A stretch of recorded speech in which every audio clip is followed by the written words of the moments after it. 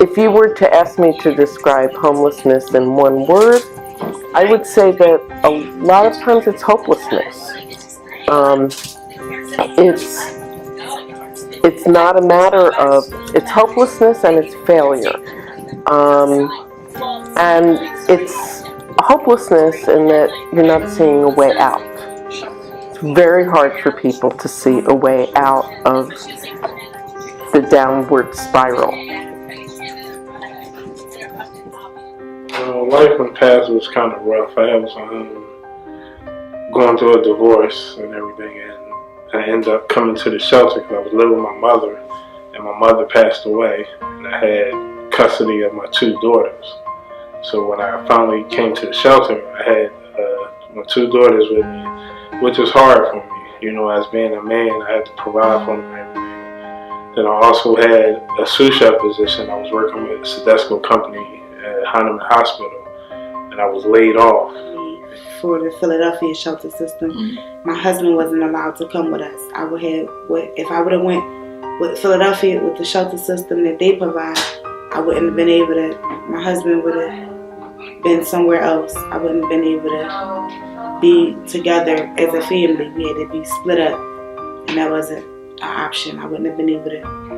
Probably wouldn't have been able to get through this situation if my husband wasn't with us. When I came here, you know, it was stressful at first because I was like, you know, I shouldn't be here and everything, but it ended up being the best thing for me and everything. Interfaith Hospitality Network was the idea of this one woman named Karen Olson, who was working on Wall Street, and she was walking down a street in New York, and a homeless person grabbed her hand, and she really started, like, she stopped and she was speaking with this person, and she realized that this person's a person, you know, not just a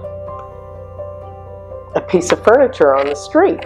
And she then started getting really interested in the whole issue of homelessness from that connection that she made with this woman. It makes you feel home. It's a shelter, but it's not a shelter. You know, you never think it was a shelter. It's always make you feel comfortable. You never feel, you know, out of place and everything. Everybody's always like family. Even after you get your housing, they still help you. Like, I'm here now, but I have my housing, and I still come here. They still help me with anything I need that they can help, any services they can provide. They still provide. They still help us with job search, computer, therapy, whatever we need. They pretty much still have their resources are still open to us, even as an alumni family. An alumni family is somebody that was in the shelter with them and graduated to get in their housing and no longer is in the shelter, but they still use them as a resource. This organization is a small, up close and personal organization. That's our strength. That's why we've been able to be really effective with the families who have touched our lives and whose lives we've touched. Got involved in organizing the hospitality network when the network here first started up. And so he invited me to participate in that summit, and I said, yeah, I can do that.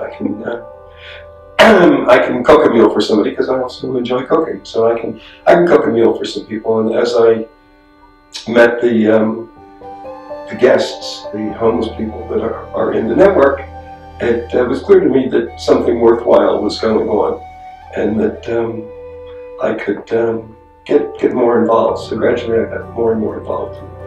Ended up being on the board and volunteering in other ways. And way more sensitive to how a lot of the families that I've met after being in the program and now being like an alumni, like mom of the organization, it's a sensitive topic, and you have to be very open-minded and caring towards everyone, no matter of what the situation is. So that's one of the things that I've learned, is how to be a little bit more sensitive because everyone has to be treated in a certain way. Well, when I first started volunteering with the Hospitality Network, I was still working. So there was a much more limited amount of time that I could give to the network. Now I've been retired for a number of years, and I find that I'm spending more and more time volunteering with the network because I see the good that it does.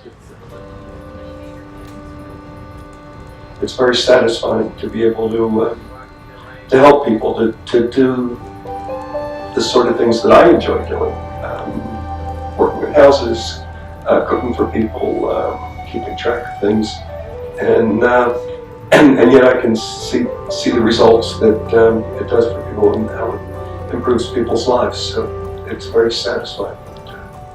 It satisfies a real need.